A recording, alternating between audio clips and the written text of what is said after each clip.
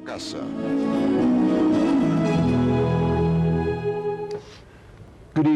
Buenas noches y bienvenidos al regreso a casa. Soy Marcos Groday, el anfitrión de este programa. Gracias a EWTN, todas las semanas tengo el privilegio de presentarles a personas quienes, a causa de su amor por Cristo, han regresado a casa, a la Iglesia Católica. En ocasiones este regreso no comenzó con un amor por Cristo, comenzó con una búsqueda por la verdad y luego la encontraron en la Iglesia Católica. Y este programa es un poquito diferente esta noche. Lo podría llamar primer lunes de línea abierta, pero hoy no es el primer lunes. Estamos a mitad de mes, pero tenemos un invitado que ya nos ha visitado anteriormente. Es un gran privilegio tener al doctor William Ari. Perdón, Ari, lo siento. El doctor William Ari lo entrevistamos cuando visitamos Inglaterra y fue una experiencia maravillosa, pero ahora él está en los Estados Unidos por una razón en particular y él les va a contar en un momento. Pero antes de hacer eso, quiero recordarles que ustedes son parte esencial de nuestro programa. Sus preguntas en especial esta noche. Nos gustaría empezar a tomar sus llamadas telefónicas y mensajes electrónicos tan pronto sea posible para el doctor Odi. Él solía ser un clérigo anglicano y se convirtió a la Iglesia Católica. Nos va a contar su historia en breve. Lo entrevistamos cuando visitamos Inglaterra. Algunos de ustedes recordarán su historia. Es escritor, periodista, escritor independiente. Si tiene una pregunta para él, nos puede llamar al 1-800-221-9460. Y fuera de Estados Unidos, en Inglaterra, nos pueden llamar al 205-271-2980 o nos pueden escribir por correo electrónico a journeyhome@ewtn.com. Doctor Odi, bienvenido al regreso a casa. Es un gusto tenerlo con nosotros. Es un gusto verlo nuevamente. Siempre es un gusto tener su compañía en el antiguo hogar de Newman. Sí, la biblioteca de Newman. Fue una gran experiencia haberla visitado. Qué lugar tan único para que usted cuente su historia. Sí. Bien, ahora usted está aquí en Estados Unidos porque usted está participando en la conferencia sobre Chesterton. Vamos a hablar sobre eso un poquito más adelante. Bien. Para que lo sepa la audiencia, Chesterton, usted ha escrito libros. Usted escribió un libro sobre la teología feminista. Sí. Trató ese tema hace un par de años atrás. También acerca de los conversos anglicanos a la iglesia, y usted editó un libro acerca del Papa Juan Pablo II el Grande, sobre lo cual podremos hablar en un momento. Nada más quiero despertar el interés de la audiencia, pero antes de hablar sobre ello, vamos a recordarles acerca de su regreso a la iglesia. Usted habló al respecto cuando hizo la entrevista. La mayoría de las personas, cuando piensan en antiguos clérigos anglicanos, suponen que usted se crió como anglicano. En realidad me crié sin fe. Mis padres me enviaron a un colegio internado muy protestante, lo cual me ofreció una versión del cristianismo muy seria y fría, lo cual me convirtió en un adolescente ateo. Y verdaderamente no fue sino hasta pasados los 30 años de edad que empecé a pensar que el cristianismo pudiera ser una posibilidad. Y eso fue casi por accidente. Me casé con mi esposa por la iglesia. En Inglaterra uno no puede simplemente casarse en cualquier lugar, como lo hacen en este país. Uno no se puede casar mientras está tirándose en paracaídas o cosas así. Uno tiene que ir a una iglesia o a una oficina designada que se llama la oficina de registro. Y un funcionario oficial lo tiene que casar a uno. Así que esos son los únicos lugares. Por lo menos esos eran los únicos lugares en aquel entonces. Ahora hay más. Ahora hay un poco más, con todos los cambios de la vida británica que ha ofrecido Tony Blair, pero mejor no. Mejor no tocar el tema. Mejor no tocar el tema. Y básicamente empezamos a buscar la iglesia indicada, arquitectónicamente del tamaño adecuado. No queríamos una boda ni muy pequeña. Condujimos alrededor de las iglesias en el campo cerca del lugar donde se crió mi esposa. Y había una iglesia que siempre le había gustado a mi esposa. Tenía 800 años de antigüedad. Y hay algo especial en un edificio en el cual la gente ha estado rezando durante 800 años, que de alguna forma le afecta a uno. Así que nos casamos ahí. Fue una experiencia muy feliz. Empezamos a ir a esa iglesia cada vez que salimos al campo. Nunca íbamos a la iglesia a menos que estuviéramos ahí. Esa era la única iglesia a la que íbamos, pero poco a poco se sentían más atraídos por el ambiente y la arquitectura y la atmósfera de historia. Sí, pero también los clérigos que había ahí. Había un antiguo capellán del ejército y era muy carismático. Era alguien a quien uno podía tomar en serio.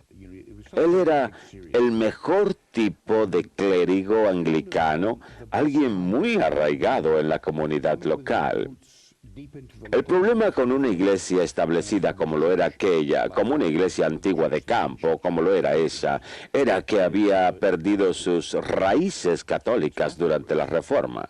El párroco, así se le conoce, el párroco es una persona importante en el pueblo. Y cada vez que hay una pelea en la cantina local un sábado por la noche, porque la gente se emborracha y hay desorden, no mandan a buscar a la policía. Mandan a buscar al párroco para enderezarlos. Él calma peleas. A las dos personas. Les da un coscorrón. Así es, pero poco a poco empezamos a ver algo ahí. Y al final, los dos nos hicimos miembros de la iglesia anglicana. Y habiéndome criado como ateo y súbitamente verme como cristiano practicante después de los 30 años de edad, es como una de esas enfermedades infantiles que si uno la contrae de niño no es muy grave, pero como adulto se vuelve algo serio. Así que inmediatamente tuve una vocación al sacerdocio anglicano. Y 3 años después di inicio a mi preparación en Oxford, el cual se ha convertido en un lugar muy importante para mí a partir de aquel entonces. Y 2 o 3 años después me hice sacerdote anglicano. ¿Y usted sirvió en Oxford? No inmediatamente. Fui cura en una parroquia y después, nuevamente, uno de esos extraordinarios golpes de fortuna, me convertí en el capellán del obispo de Oxford para servir a los estudiantes de posgrado en la Universidad de Oxford.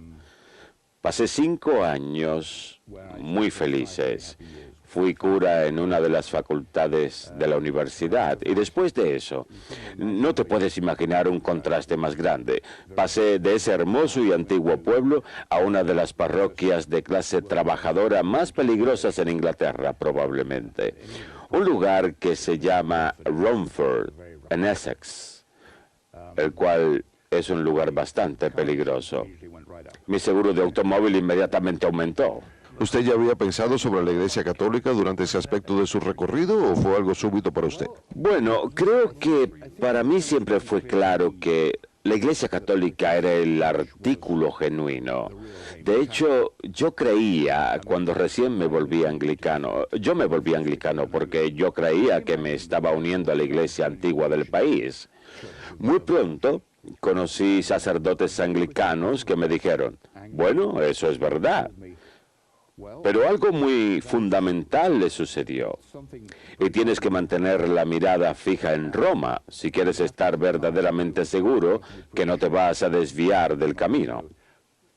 Por ejemplo, el sacerdote en nuestra parroquia anglicana en Londres, a quien yo acudía a decirle, creo que tengo vocación para el sacerdocio, me dijo, está bien, y me recomendó unos libros. Me dijo, existe una regla general en la teología. No leas nada a menos que tenga los imprimatores. Estamos hablando de un sacerdote anglicano. ¿Los anglicanos emiten imprimatores? No. Quiero que la audiencia entienda eso. Se trata de imprimatores católicos. Ese es el detalle. Me dijeron, debes leer la teología católica. De otra forma, puedes terminar yendo al infierno. Y súbitamente yo me di cuenta, cuando conocí a aquel sacerdote, yo me encontraba ligeramente inclinado hacia la alta iglesia, y nunca antes yo había conocido a nadie tan ortodoxo. De hecho, él llegó cuando habíamos estado viviendo en Londres durante un par de años y habíamos estado yendo a aquella parroquia. Nos contaron que había un nuevo párroco ahí.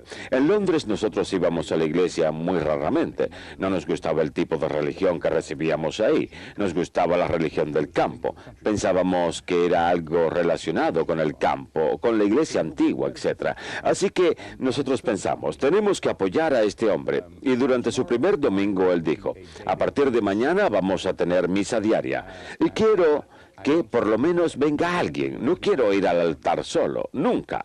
Así que nosotros pensamos, muy bien, lo haremos. Así que empezamos a ir a diario. Y nos sorprendimos mucho cuando el primer día, resulta que el primer día cayó en el día de fiesta de Santa María Goretti, la cual no es una santa anglicana. Jamás. Así que mi esposa y yo nos miramos uno al otro y nos dijimos, algo está sucediendo aquí. Y efectivamente, se trató de una operación clásica, una operación anglo-católica clásica. Lo que estaba sucediendo en toda Inglaterra era que estaban llegando sacerdotes anglo-católicos a parroquias que no eran anglo-católicas y sigilosamente, poco a poco, predicaba e instauraban devociones católicas de diferentes tipos. Y después de 2 o 3 años, uno simplemente suponía que se trataba de una iglesia católica romana. Uno de los efectos en esta iglesia en particular fue que de vez en cuando un miembro de su congregación le decía, lo siento, padre, no puedo permanecer en la iglesia anglicana, me tengo que volver católico. Y él le decía, de acuerdo. Solía llamar por teléfono al sacerdote católico local y le decía, te voy a mandar uno más. Y en la recepción de esa persona, la parroquia solía ir para desearle suerte. Todo eso me parecía sorprendente. De cualquier modo, la otra cosa fue que él insistió que yo fuese a un seminario anglicano en particular, la Casa de San Esteban en Oxford, la cual tenía un programa afín al Papa. Esa era la frase que usábamos, un programa anglo-católico afín al Papa. Y esencialmente, nosotros nos considerábamos a nosotros mismos como una especie de tropa de choque de la contrarreforma anglicana. Nosotros íbamos a devolver la propiedad robada. Quizás no lo llegásemos a ver durante el curso de nuestras vidas, o quizás sí. ¿Y cuál fue el resultado? Usted estaba trabajando en ello. Eso da la impresión que usted verdaderamente iba a permanecer como parte del equipo anglicano.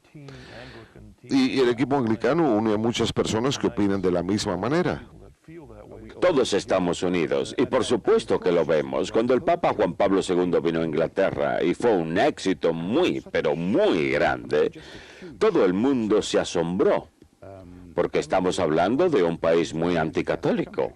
Se preguntaban, ¿qué resultado tendrá? Pues él causó una impresión enorme en todas las personas. Y cuando lo vimos caminar al lado de Robert Runcie, quien en aquel entonces era el arzobispo de Canterbury, la cabeza de la comunión anglicana en todo el mundo, lado a lado en la catedral de Canterbury, la cual es la primera catedral de Inglaterra, la catedral más antigua de Inglaterra y el primer lugar en ser cristianizado.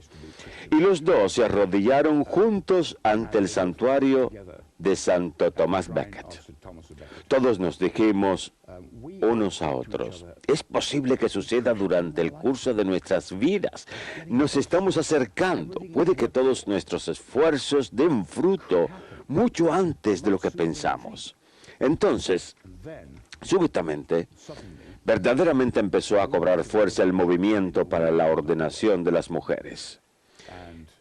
Y cobró fuerza sorprendentemente rápido. Y súbitamente nos dimos cuenta que tarde o temprano iba a suceder. Sucedió aquí en los Estados Unidos. Incluso después de un tiempo hubo obispos mujeres en Estados Unidos. Nosotros pensamos, ¿cuánto tiempo vamos a resistir? ¿Cuánto tiempo podemos posponer esto?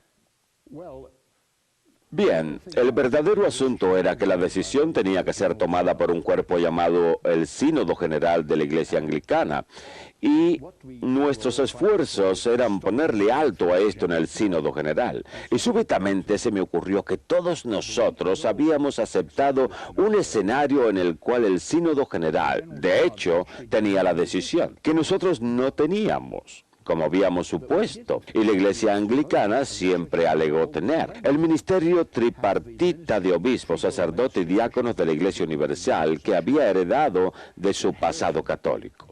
Porque todavía teníamos un presente católico, y este se trataba del ministerio continuo. Nosotros creíamos poseer la sucesión apostólica que se remontaba hasta el mismo principio. Pero aquí teníamos a la Iglesia Anglicana que se había apropiado del poder para decidir este asunto, un poder el cual el mismo Papa nos dijo no poseer.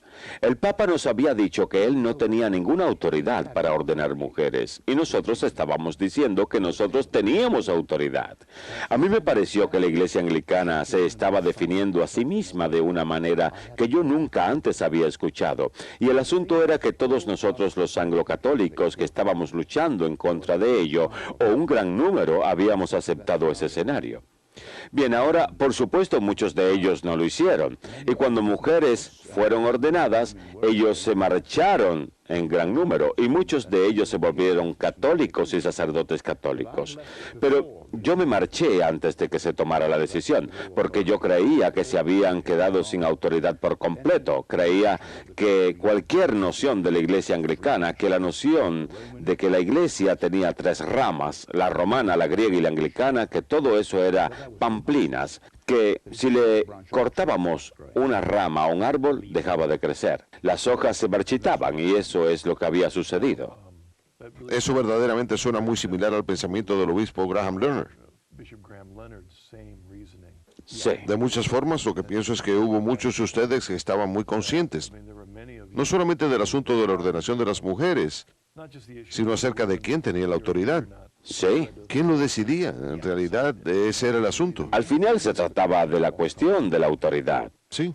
Y nosotros miramos alrededor y había otro aspecto de todo ello. Yo recuerdo que el arzobispo Michael Ramsey de Canterbury, un hombre bueno y santo y seguidor de la tradición católica dentro del anglicanismo, creo que era menos ortodoxo que nuestro grupo, pero recuerdo que él predicó, creo que ya era bastante mayor. Incluso es posible que haya sido su último sermón. Él falleció pocos meses después, en la casa Pusey en Oxford, en donde yo servía como sacerdote. Y recuerdo que él dijo, la gente acude a mí para decirme, arzobispo, ¿qué vamos a hacer para salvar a la iglesia anglicana? Y yo les respondo, yo no quiero una iglesia que yo tenga que salvar, yo quiero una iglesia que me salve a mí. Y yo pensé, eso es tan... porque él nunca se volvió católico, pero esa era una buena razón para no permanecer en la iglesia anglicana, una iglesia que yo tenga que salvar. Es muy interesante. La última vez que yo estuve en Inglaterra, estuve leyendo la historia de la Guerra Civil Inglesa, Sí. sobre la cual nosotros norteamericanos no conocemos mucho, no le prestamos atención porque Plymouth ya había sucedido aquí. Así que toda nuestra atención estará enfocada de este lado del mar, pero recuerdo que durante aquello algunos de los personajes principales fueron Jorge I y su esposa católica y su influencia, pero también estuvo el arzobispo de Canterbury Carlos I. en aquella época, Sí. pero el arzobispo de aquella época era muy anglo-católico. El arzobispo Lowe. Sí. Sí. No es cierto que... lo que eso me indica es que cuando empezó a surgir el anglocatolicismo, a menudo muchos dentro de la iglesia anglicana lucharon contra él. Sí, sí. Ellos pensaban, después de esto, lo siguiente va a ser el regreso a Roma. Ustedes ven, hubo una enorme operación de propaganda anticatólica. Influenció la cultura, pero hicieron falta generaciones. Los católicos cometieron varios errores grandes durante el curso de los años.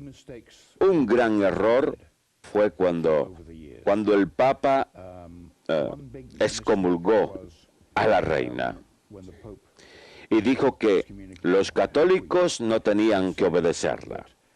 Así que cualquier intento de asesinarla no iba a ser pecado. Eso prácticamente fue pedir que hubiese una persecución de los católicos. Porque inmediatamente el Papa había anunciado que los católicos eran una parte desleal de la población en la cual no se podía confiar y que no tenían que obedecer a la reina, y los animó a que la mataran. ¿Qué beneficio iba a traer eso para una esperanza de reconciliación? Y fue causa de una gran serie de persecuciones. Sí. Me parece que anteriormente hablamos acerca de Shakespeare y de que algunos de sus familiares estuvieron involucrados en esas persecuciones. Sí. Y estuvieron involucrados en diferentes conspiraciones para matar a la reina. Creo que incluso uno estuvo involucrado en la conspiración de la pólvora hasta cierto grado. Así es, y por supuesto, los padres de Shakespeare eran católicos recusantes, lo cual quiere decir que ellos se negaban a ir a la iglesia y tenían que pagar una multa por ello, aunque ese es un tema aparte. ¿Usted cree que eso se ve hoy en día? ¿Qué? Sí, más y más anglicanos muestran su interés en la Iglesia Católica, en especial algunos de los obispos anglicanos. Y tenemos a Graham Leonard, que se convirtió. ¿Es Inglaterra un mundo diferente hoy en día con respecto a su respuesta ante la posibilidad de un crecimiento de la Iglesia Católica en Inglaterra?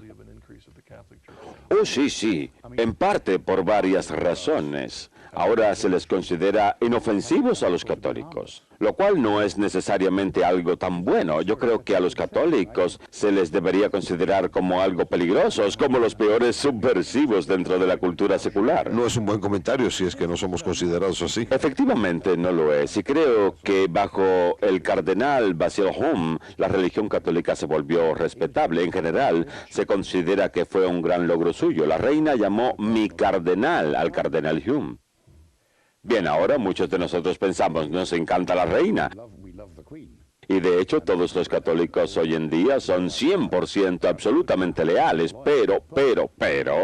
Hay muchos países en el mundo en los que si el gobernante del país llamase al cardenal local mi cardenal, eso no sería nada bueno en absoluto. Seguro, sí. Desafortunadamente eso da... quiero decir, aquí en EWTN conocemos católicos fieles que han estado en EWTN y los apoyamos, pero... La gente siempre piensa lo siguiente de los católicos. Hay que ser cuidadosos con los católicos. Pueden tratar de convertirte. Son muy engañosos. Tratan de atraerte engañosamente, en especial los jesuitas. Los jesuitas se han dado por vencidos de convertir a la gente en Inglaterra. Yo no sé qué hacen ellos acá, pero de alguna forma, bajo el cardenal Hume, convertir a la gente se volvió mala educación. La palabra conversión se convirtió en una palabra de mal gusto. Presuponía que uno estaba en lo cierto y los demás estaban equivocados. Eso sería una mala interpretación de lo que el Concilio Vaticano II nos llamó a hacer.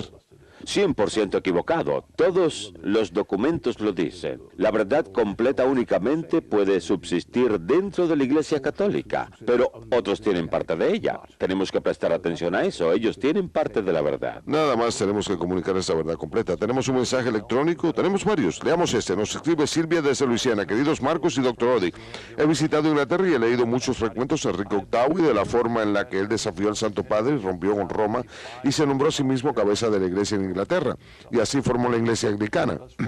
Supongo que los anglicanos conocen la misma historia de su iglesia. ¿Cómo es posible que ellos no vean la verdad histórica de la Iglesia Católica fundada por Cristo y que sigan siendo anglicanos conscientes de que se inició con Enrique VIII? Gracias, me encanta su programa. Porque no lo veíamos. Yo, como anglo-católico, no aceptaba que la Iglesia Anglicana había empezado con Enrique VIII. Después de todo, nosotros rendíamos alabanzas en las mismas iglesias. Nuestros primeros obispos fueron los últimos obispos católicos en Inglaterra, y todos los obispos, excepto uno, se volvieron anglicanos.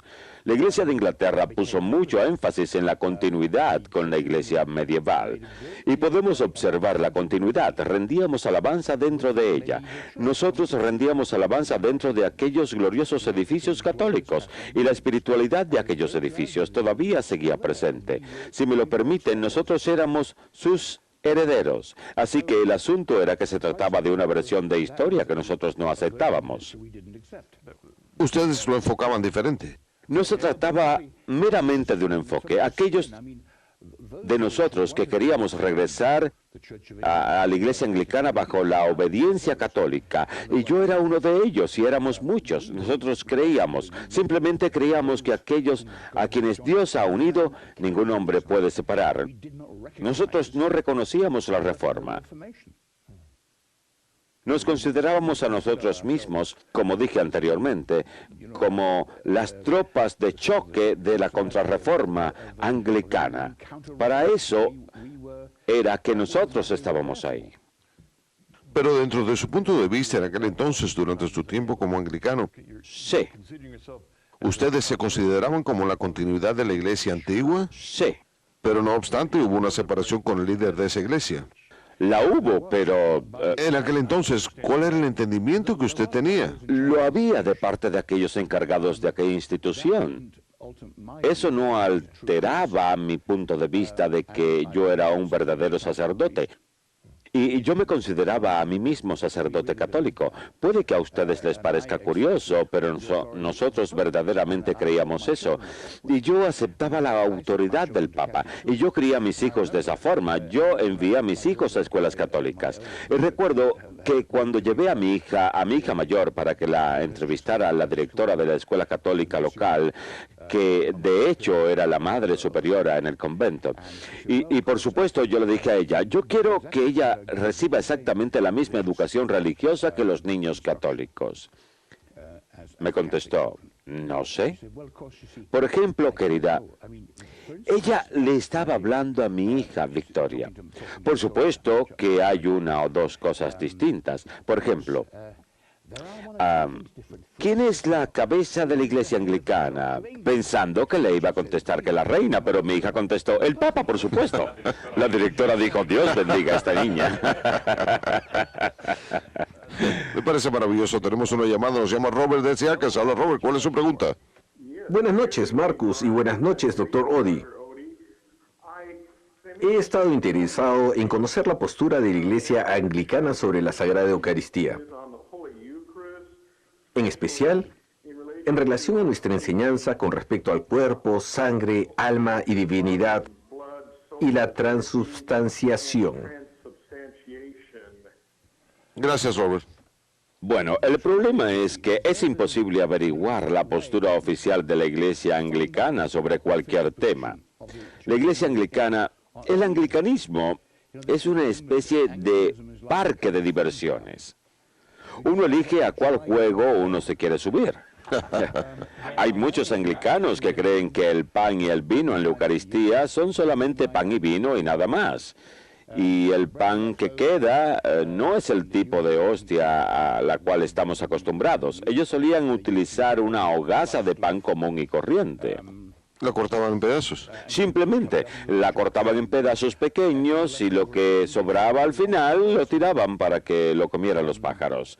En el otro extremo, un sacerdote como yo creía plenamente en la transubstanciación, en la doctrina católica completa sobre la Eucaristía. Yo creía que yo estaba ofreciendo el sacrificio de la Eucaristía, el sacrificio de la misa. Yo creía eso firmemente. En el medio había muchos anglicanos a quienes les gustaba ir a misa los domingos y quienes no creían que en realidad importase el asunto. Entonces, ¿cómo distinguir cuál es la postura oficial anglicana? Nadie lo sabe. Sí, es interesante. Usted me contó, cuando usted estaba hablando acerca de su regreso, acerca de aquella experiencia en la que usted estaba sosteniendo la Eucaristía en alto, Sí. y usted se estaba haciendo esa pregunta. Cierto día me encontraba en el altar, y no es una posición envidiable, créanme.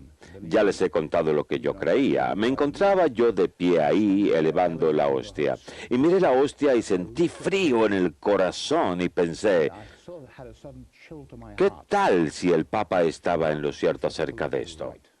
Yo sabía que él estaba en lo cierto acerca de todo lo demás. Y ese fue el punto en el que súbitamente me di cuenta que yo no era capaz de tener la certeza. Y la única persona en quien yo confiaba, el Papa, me decía que ese no era el cuerpo de Cristo, que yo no era sacerdote.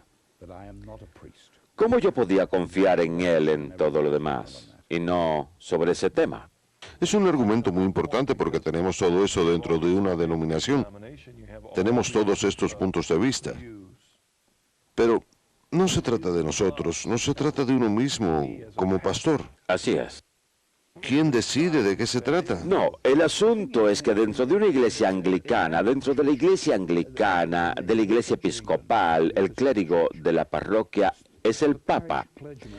Y todo el mundo sabe muy bien que tiene la libertad de estar en desacuerdo con el vicario o el rector. Y si a uno no le gusta lo que ellos dicen, uno puede dirigirse a la siguiente parroquia y buscar una persona que le guste a uno. ¿No había claridad en los artículos?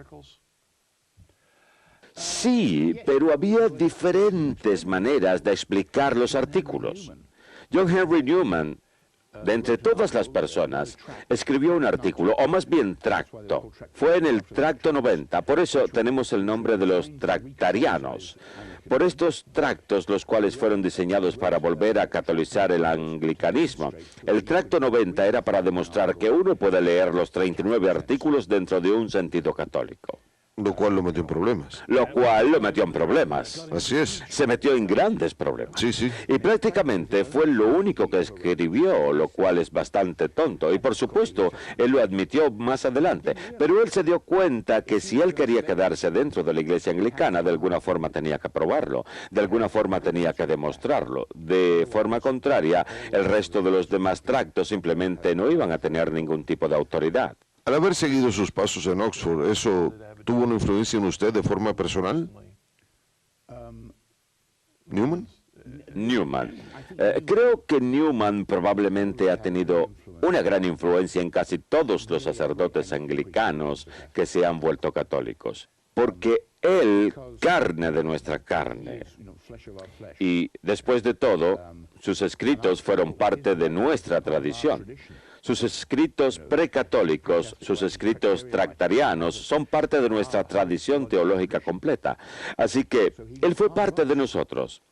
Y especialmente la Apología Pro Vita Sua, el cual de hecho es un texto que yo tuve el honor de editar para una de las casas editoriales principales de libros en pasta suave en Inglaterra, libros en pasta suave para todos. ¿Fue una edición nueva? Fue hace como 10 años. No creo que yo leí la versión antigua. 10 o 15 años atrás. La tengo que buscar. Tiene muchas notas y cosas así, y le dediqué gran parte de mi vida a ese libro, y durante ese tiempo no recibí ni un centavo. Me costó bastante dinero haberlo escrito, haberlo hecho, pero es imposible negarse a hacer una cosa como esa. De cualquier modo, la Apología Pro Vita Sua está escrita desde el punto de vista de un sacerdote anglicano que súbitamente se da cuenta que la iglesia de la cual él es miembro no es parte de la iglesia católica, y ha tenido un gran efecto en un gran número de anglicanos ingleses. Ha tenido menos efecto en los episcopales que se han vuelto católicos, y de todas formas existen menos de ellos. Volverse católico siempre ha sido mayor parte del programa de la iglesia anglicana, precisamente a causa de toda esta tradición. Entonces, recuerdo muy bien que antes de volverme católico fui a ver un sacerdote que a su vez era converso y quien al final fue quien me recibió en la iglesia. Y me dio consejo. Me dijo, primero que nada, eres un periodista. Es mejor que te examine un buen jesuita para asegurarte que estés bien. Así que encontró un buen jesuita. Es más fácil decirlo que hacerlo, pero logró encontrar uno. Me examinó detenidamente, dijo, tú estás bien, pareces estar bien. Y el otro consejo que me dio es, dile a todos tus amigos uno por uno. Explícales lo que estás haciendo antes de hacerlo. De lo contrario, vas a causar gran ofensa a muchas personas que creen ser anglo-católicos y quienes van a creer que tú les estás diciendo que sus ordenaciones no son válidas y que ellos no son sacerdotes y que su ministerio entero es una burla. Hubiera sido como una bofetada. Exactamente, eso no es lo que yo estaba tratando de decir. Yo ni siquiera soñaría decir algo así, ni siquiera indirectamente. No obstante, fue un buen consejo, pero fui a visitar a mi antiguo director en la casa Pusey, bajo quien yo serví cuando yo era el capellán para los graduados de la Universidad de Oxford. Le conté lo que yo iba a hacer, así que después de un momento me dijo, ya me lo imaginaba. Y luego me dijo, cambió de tema y dijo, ¿has leído algún libro bueno últimamente? Le contesté, de hecho, acabo de terminar de leer la Apología. Le pregunté, ¿usted la ha leído últimamente? Me dijo, oh, no. No me vas a atrapar de esa forma. Yo no voy a leer ese libro hasta mucho después de mi jubilación. Lo entiendo. Vamos a hacer una pausa y regresaremos en breve con sus preguntas para el doctor Oddy. Nos veremos en breve.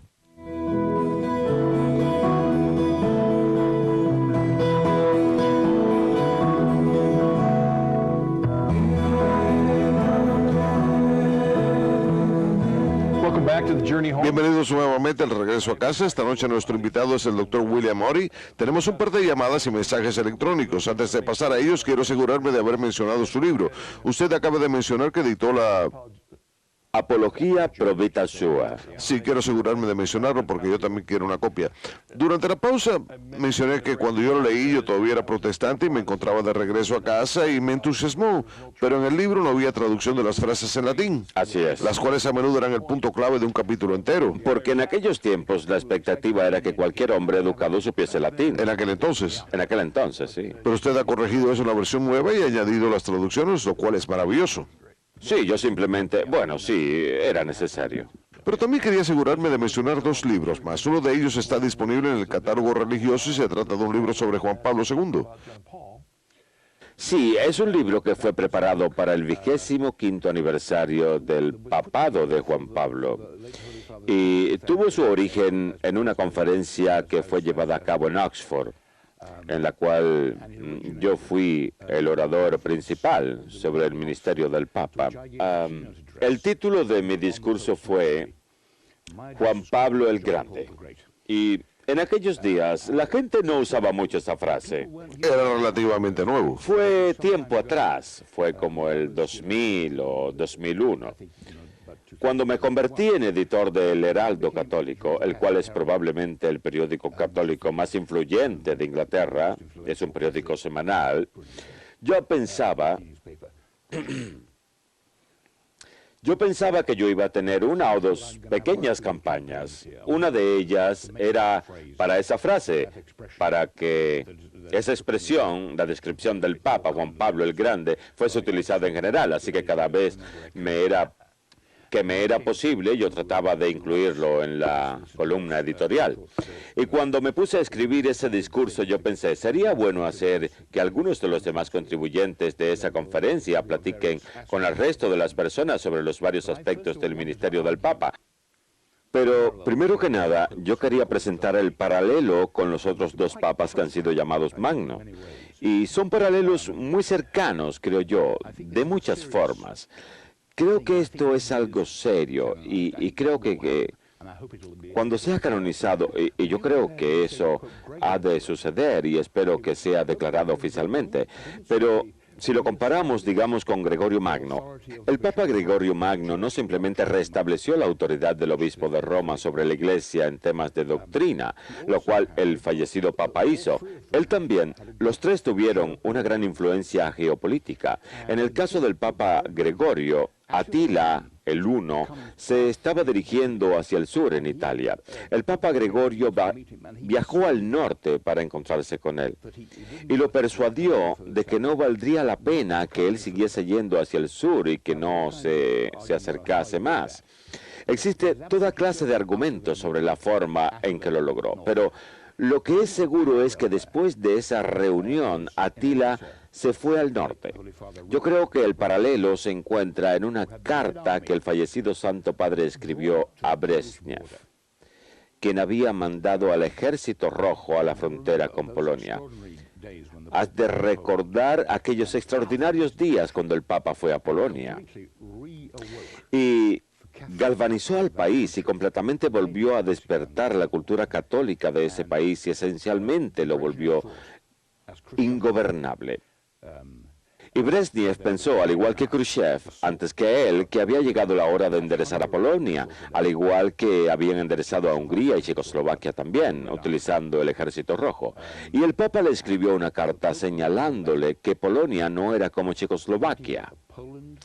Y tenemos el texto de esa carta que ha salido a la luz desde la caída de la Unión Soviética. Tenemos el texto, muy diplomático, pero deja muy claro que no va a ser nada fácil como Hungría y Checoslovaquia. Polonia es Polonia y han llegado demasiado lejos. Sería irracional proseguir. Y alrededor de 2 semanas después de haber enviado esa carta, el Ejército Rojo se retiró de la frontera. Yo creo que es muy similar al Papa Gregorio con Atila el I. ¿Cómo se llama ese libro? El título es simplemente Juan Pablo el Grande. Bien, y debo mencionar que los demás autores también son muy conocidos en EWTN. Aidan Nichols, Ian Carr, Ian Kerr, Aidan Nichols, John Sawyer John Sawyer. y varios otros, y todos hablan acerca de un aspecto en particular. Aidan Nichols habló sobre las encíclicas, Ian Carr habla sobre el impulso que el Papa les dio a los nuevos movimientos, etc. Muy bien, y el otro libro. Tomemos una llamada telefónica y después hablamos sobre el otro libro. Nos llama Joe desde Nueva York. Hola, Joe, ¿cuál es tu pregunta? Joe, ¿estás en la línea?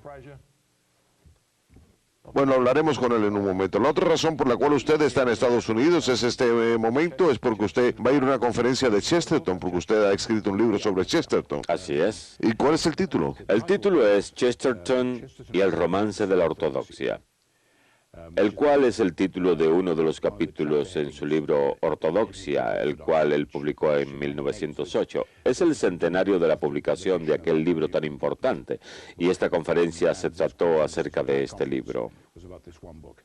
Muy bien, veamos. Tenemos un correo electrónico de Matt desde Indiana, querido doctor Oddy.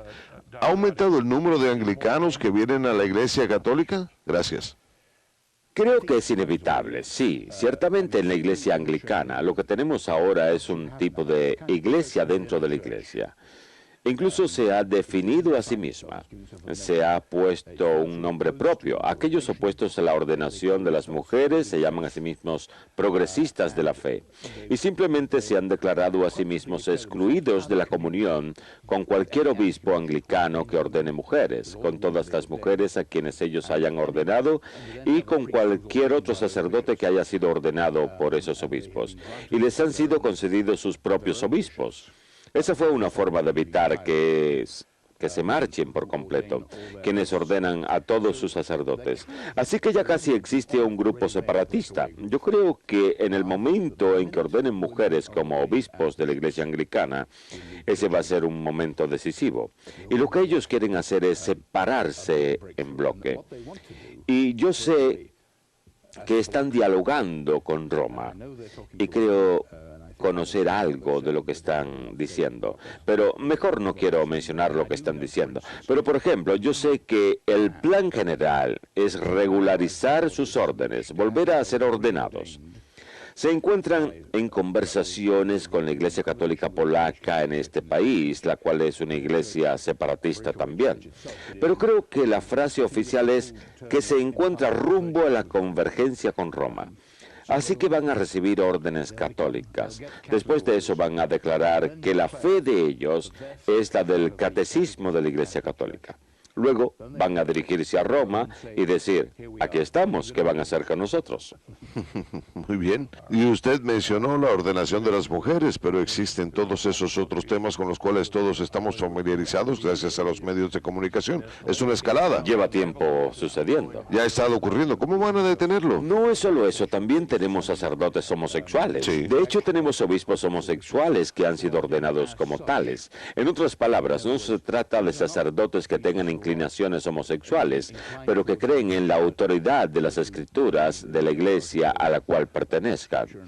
Más bien se trata de personas que creen que no hay absolutamente nada inconsistente entre la homosexualidad, entre la práctica homosexual y la religión cristiana. Y creo que una vez que una iglesia incluye, una vez que se vuelve tan abarcadora, que incluye ese punto de vista, y también personas que creen que eso es un pecado en contra de Dios, que entonces ha perdido tanto la definición que uno ni siquiera sabe si esa iglesia todavía existe.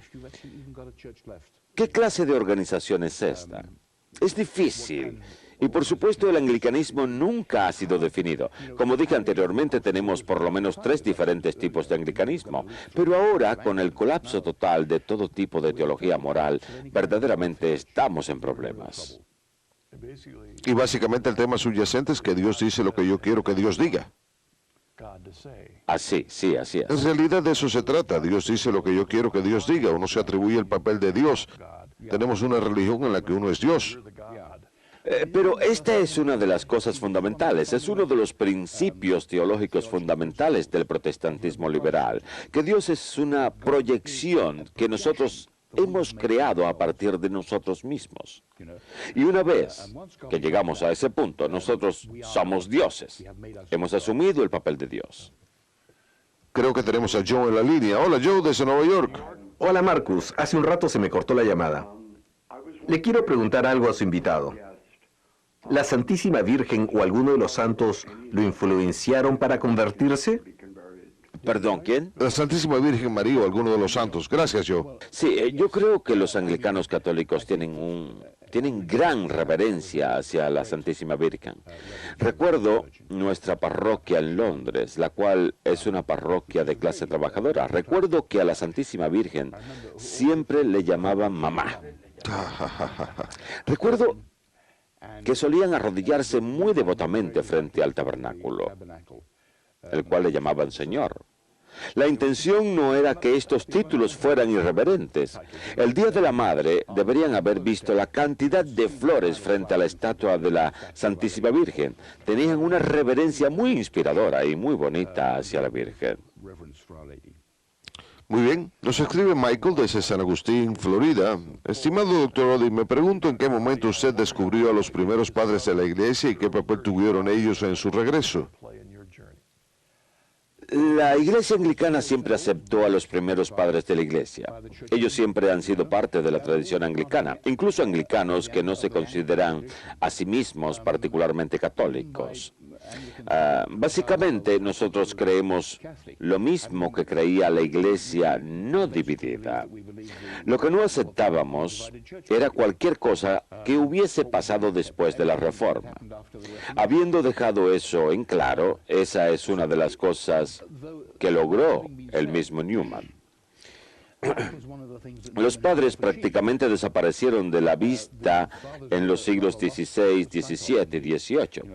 Y fueron los escritos de Newman acerca de los padres los que llevaron el anglicanismo de regreso a la órbita patrística.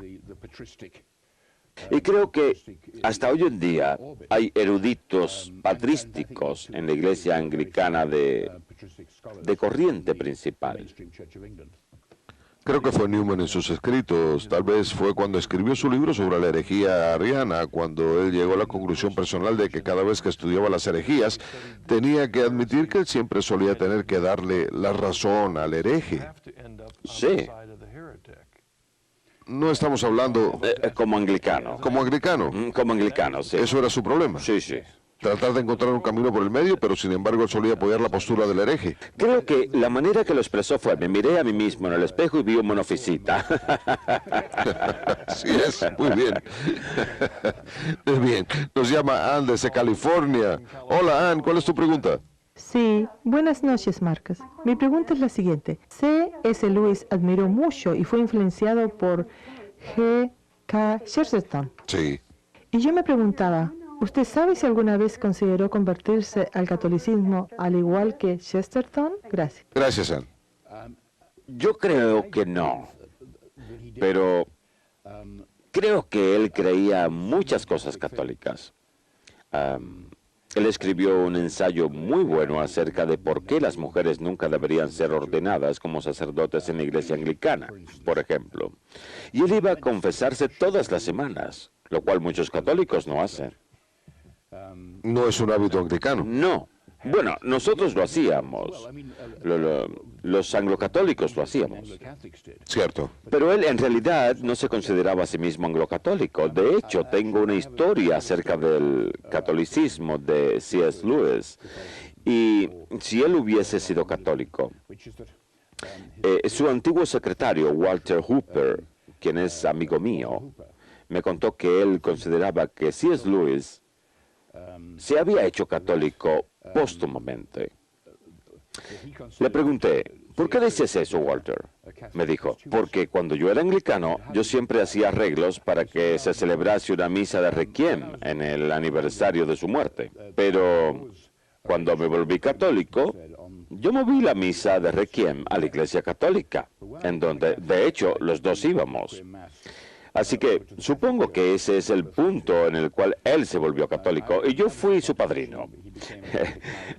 Pero creo que es una buena pregunta. Mi opinión es que si él hubiese vivido más tiempo, pues él falleció joven, y hubiese visto la ordenación de las mujeres, entonces él se hubiera convertido al catolicismo.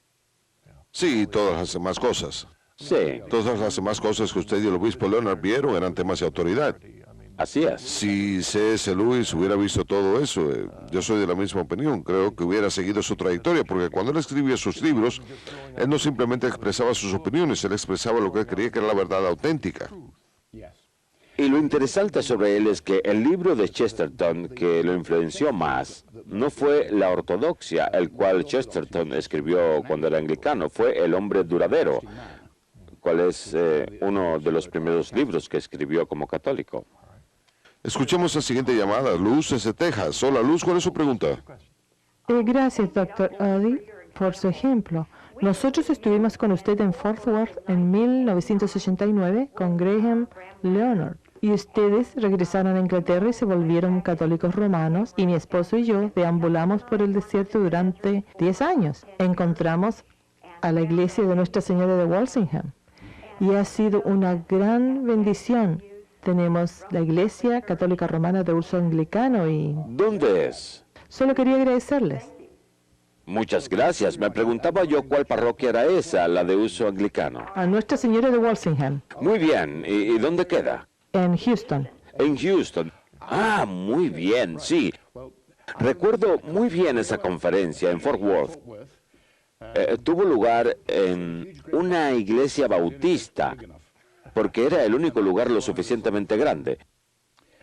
Y eso fue cuando todavía estaba sucediendo la lucha contra todo esto. ¿Eh?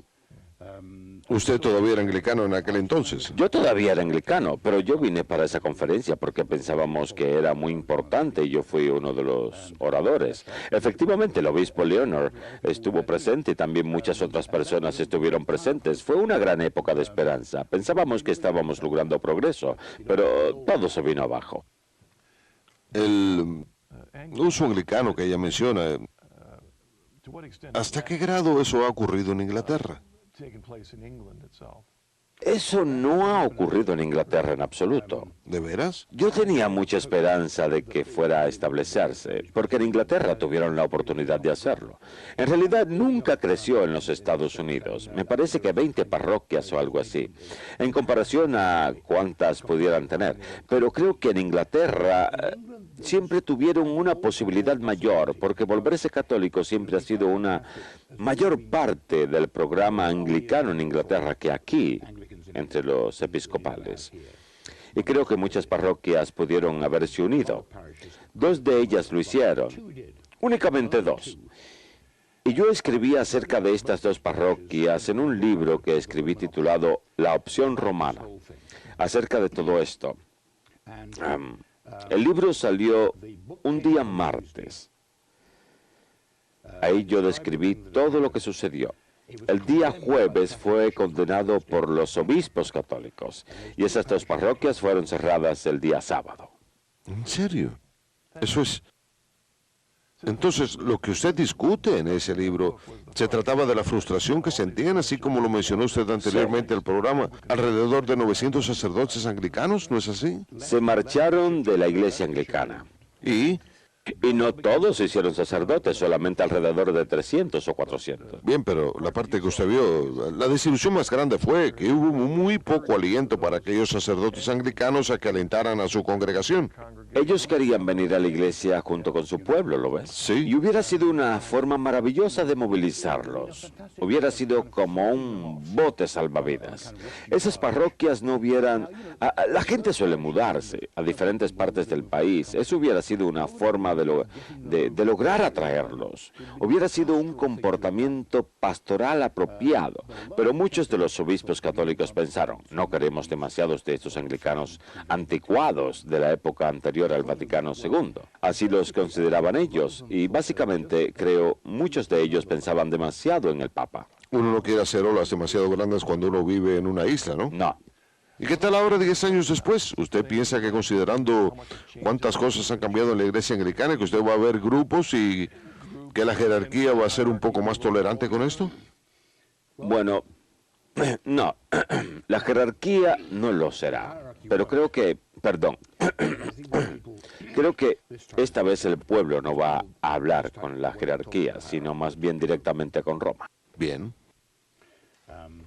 y tendrán la esperanza de que se les permitirá tener una especie de jurisdicción paralela. Y en realidad usted no ve esto como una posibilidad, sino como algo que probablemente va a suceder a causa de la trayectoria de los sucesos, tal vez pronto.